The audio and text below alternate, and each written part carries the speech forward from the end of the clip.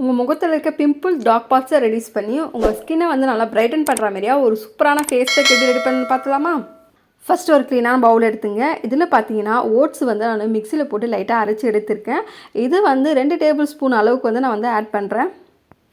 Next பார்த்தீங்கன்னா ஒரு 3 table spoon அளவுக்கு வந்து நான் பொட்டேட்டோ வந்து நல்லா மிக்சியில் போட்டு அரைச்சி எடுத்திருக்கேன். இது வந்து நான் ஆட் பண்ணிக்கிறேன். நெக்ஸ்ட்டு பார்த்தீங்கன்னா ஒரு 1 டேபிள் ஸ்பூன் அளவுக்கு வந்து நான் லெமன் ஜூஸ் வந்து ஆட் பண்ணேன். உங்கள் ஸ்கின்னுக்கு வந்து லெமன் ஜூஸ் வந்து ஒத்துக்காதுன்னா இந்த ஸ்டெப்பை வந்து நீங்கள் ஸ்கிப் பண்ணிடுங்க.